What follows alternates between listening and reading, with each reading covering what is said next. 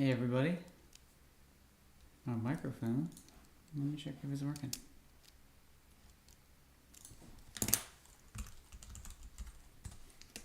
YouTube. No.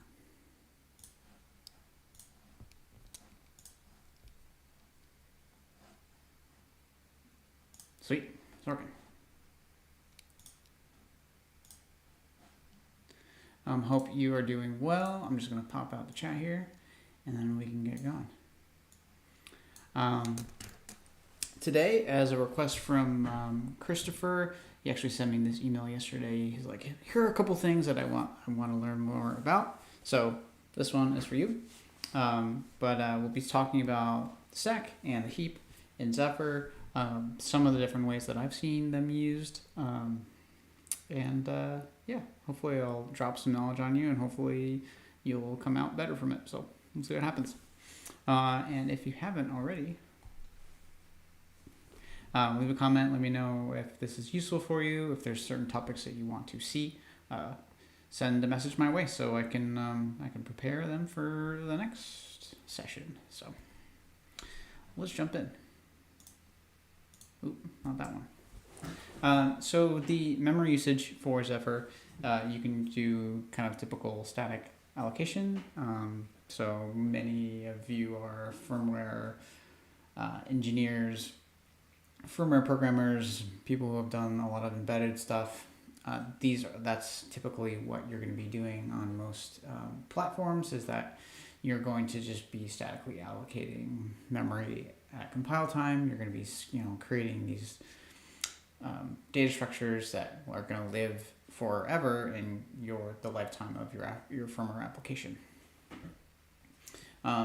In Zephyr and most free RTOSs like FreeRTOS, you can also set up a heap which you can actually allocate in real-time memory that you can use.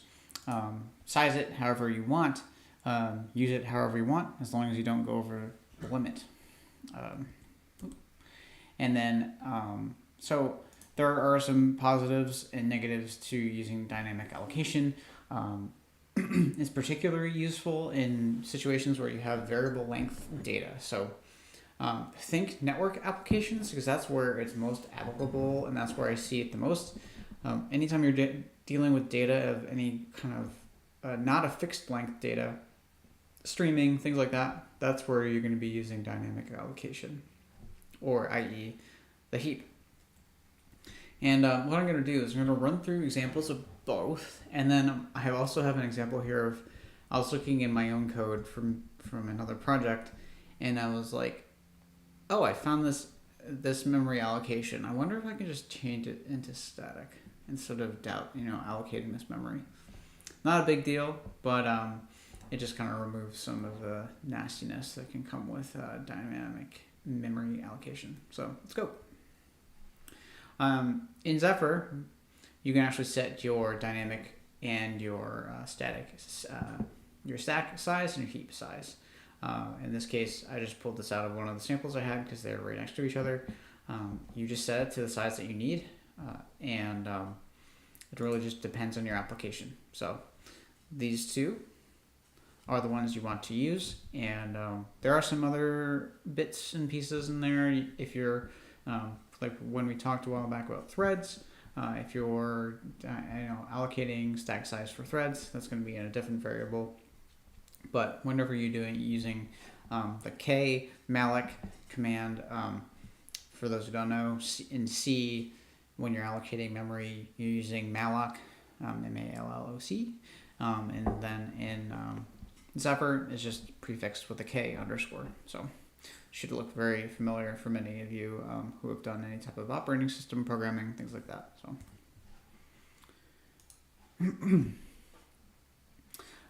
So one thing that I noticed, I was like thinking, I'm like, what uses malloc? What have I seen that uses malloc?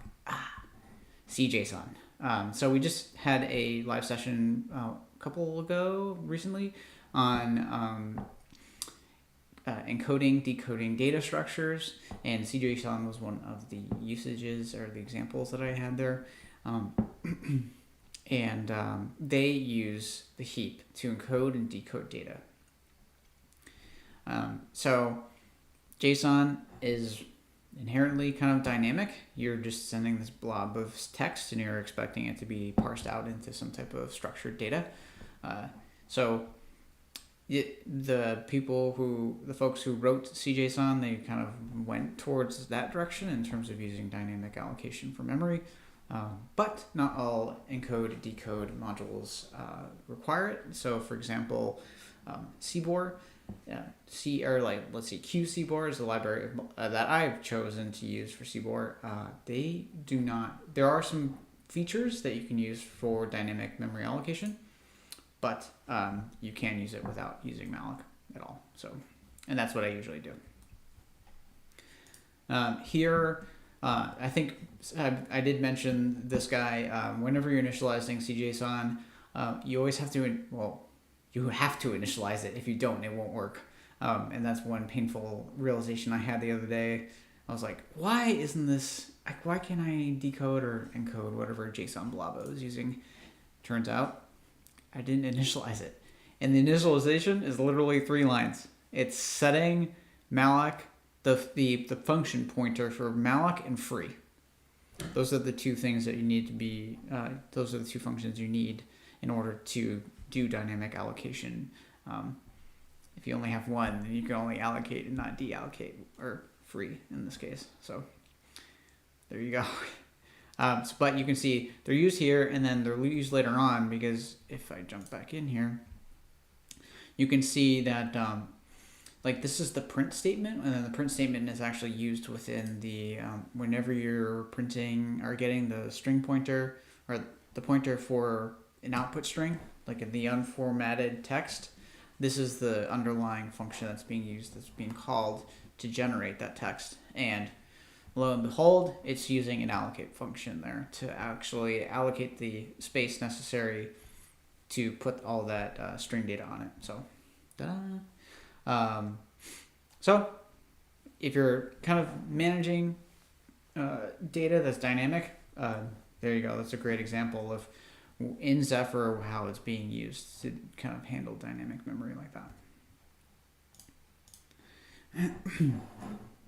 Another thing that I noticed is that Nordic likes, in some cases, in their examples and libraries and modules, they do use it sometimes. So one of the examples is their Async UART API, and in their case, it's used for allocating either the RX buffers, or the TX buffers. And that's just for if you're transferring lots of data really fast, you can allocate that memory dynamically as it's happening, so you can kind of slurp up all the data, and then whatever's processing it on the other end is, it's handling that pipeline. If you had a statically allocated kind of set of buffers, you might have enough, you might not. It's like, it really depends. If you get a crazy burst of data that's pretty large, kilobytes, it's like, will you be able to handle it? Maybe. It also depends on how fast the UART is transferring. So you got to think about all these things. But here is the example of it being used here. And I actually took this code from one of their libraries that they had, their AT host library. And the AT host library, they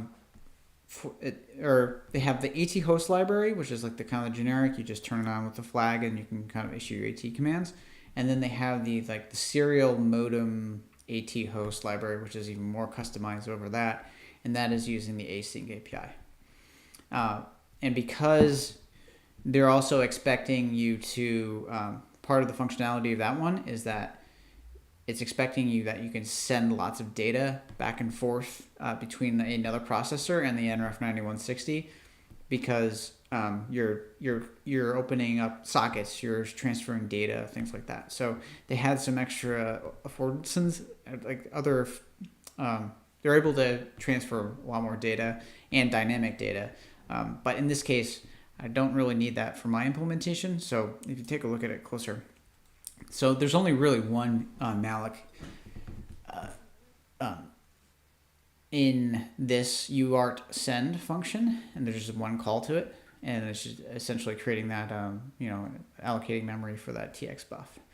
And what I've done is I've just changed that to a standard size. Probably should rename that macro, but just knowing how much data is being transmitted back to the device, which is at most less than 100 bytes. So giving myself a little bit of buffer there, and then just changing to a static allocation, and then I'm getting rid of the malloc. I'm getting rid of all the calls to free in that loop, and then you have this, it's statically allocated. It's there, but downside is if you're going to be dealing with something larger, you're going to have headaches. You're going to have to figure out how to buffer that data correctly in a series of data, or even lock or spin that thread until it's ready or done processing. So pluses and minuses here and there, but you can kind of see it can go both ways. You can kind of play with it, and it depends on your application and how experienced you are also with using these things, because it is very, very easy to make a whoopsie and push something out, publish, release some new firmware, push it to devices, and realize, oh crap, we've got like a crazy heap overflow usage that we were not expecting, or something. You have access into another piece of memory that's adjacent to that, so it can get crazy pretty fast. Another thing that's near and dear to my heart is the usage of message queues. I think they're a fantastic way to get data from different parts of your code and then bring it together and then process those things in a kind of processing queue, or a processing thread. In this case, in many applications, I just use the main thread as the processing thread. So that is the thread that receives the messages and it processes them. And then it does things, and then as it receives more messages, it goes through them, and it makes it you don't have to worry about like thread safety, things like that, because you're just sending all of it to kind of this atomic message queue, and it just goes through the message queue, and you don't have dynamic events changing the state of your application. So the way it works is that you can allocate memory for a structure size. So if you have a struct, that's like a event struct. You have an event type, and then you have like that event data, and that data can vary. I'll often kind of put those guys in a union, and you'll see that in a second. But if it's like shared data for different types, and then that data, that struct is a certain size, maximum, could be 50 bytes, could be 120 bytes, but all that memory gets allocated depending on how many you want. So if you have a message queue of 24, you're going to multiply 24 times the size of that struct to get kind of the maximum static allocated memory for that. Hopefully that makes sense. But the idea here is you can statically allocate that memory for that message queue, so it's always there. You're not worried about using malloc or the free calls. But there are drawbacks, mostly that you need to make sure you have the right amount of memory, or else you could lose that data. Like if you try to push to the message queue and the message queue is not being serviced fast enough, you could get an error. You could just you're not able to get that data processed fast enough, so you're going to be dropping messages, which is not good. Or if you have a piece of data that's maybe not the right size. Sometimes if you have like a structure that's not divisible by, you can set it however you want, but they often use like divisible by 4, just so the blocks kind of fit together nicely in the message queue. That can be easily fixed by just padding your structures, so it's not that big of a deal, but you have added dead space that you're just like, what am I going to do with this? It's not being used right. So just something to think about. But here is like a typical app event that I have used in the past. So we have a num of the event type, and that gets set every time, and then you have a union of different pieces of data, and that is like shared memory space between all those guys. So typically in one event, you're going to have one type of data. So for like an error event, you're only going to be using that int, that error int. If you have if you have an exception event, you're going to be saving that exception data. If you have a sensor event, you're going to be going to the sensor event. So it's kind of a clever way just to mush all that stuff together so you can use that message queue properly and then use that data space to your advantage. So, and then you can see here. So this is what I'm talking about defining the size of the message queue, and it's just 24 in this case. And you can see that macro call to defining the message queue. You have app event message queue. You have the size of the struct. And then the queue size, or how many elements that you want to store. And then that last one is also just the memory alignment parameter needs to align by 4. And I think it might yell at you. It might bark at you if your data structures do not align properly with that parameter, but I haven't tried that. But if you have, let me know in the comments. So downsize is that you're allocating sometimes large amounts of static data for the message queue. I mean, if for one application I have, I'm allocating 1,000 entries into one, just so everything stays in memory, and then it gets slurped up and shot out over LTE. So that's one thing. So if you find yourself that you're living in a more dynamic situation, maybe malloc would be better. Maybe allocating memory as it happens. You just have to be very, very careful about when you free it and then when you're using it, because you don't want to use it after it's been freed, and you want to make sure you free the data once you've used it. Another thing you can think about is if you do have a lot of dynamic data, you can push that dynamic data handling to something like external flash. Something that, like the NRF9160 Feather, I have one on my desk here somewhere, that guy has an external flash where you can use little FS, and just like the video I just did last week on the file system stuff, you can actually push that data to the external file system and then pull it back later when you're ready to use it. You can actually save it in the same format as it lives in memory, so you can just pull it back out, fill that struct up, and you're good to go. You're golden.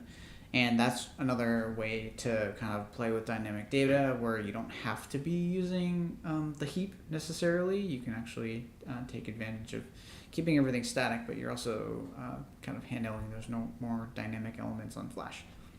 There are drawbacks for that too, because hey, Flash is a lot slower than if you're using the onboard Flash, and it's still a lot more slower than if you're just using memory. So really depends on your application and how real time it is. That's just something to keep in mind and keep in the back of your head. Like, oh, maybe I can use external Flash for this, especially if I'm handling a lot of events, a lot of data, and I'm sending it all at once later on. Like if I'm taking data throughout the day and then I'm sending it at 12 p.m. and 12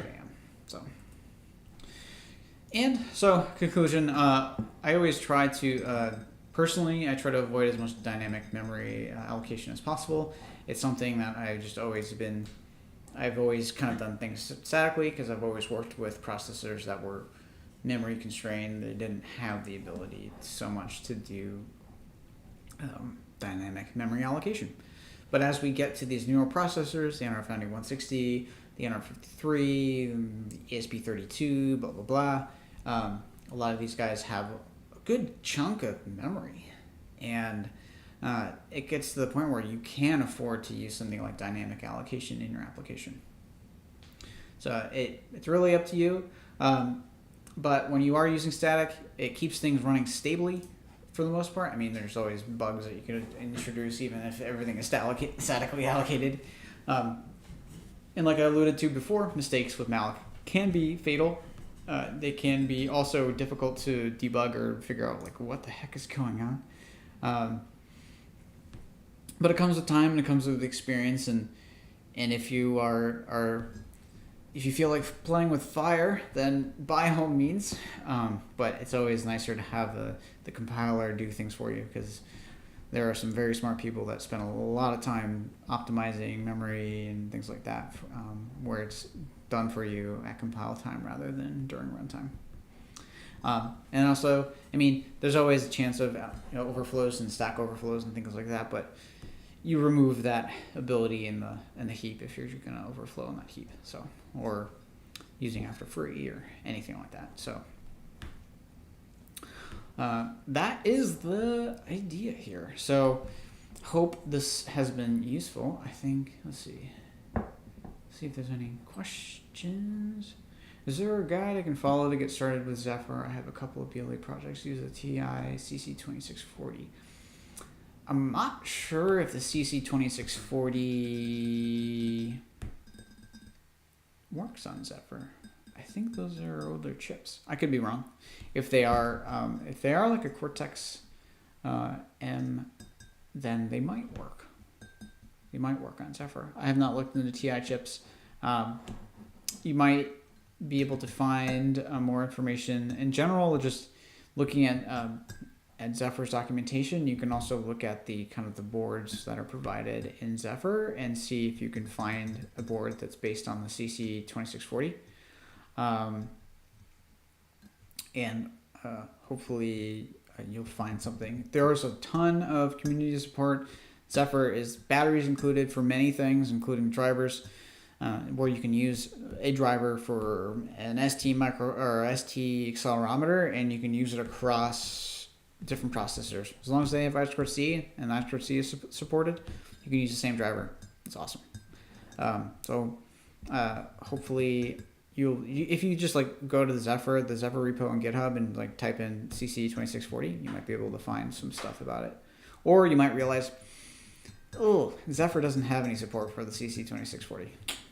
So,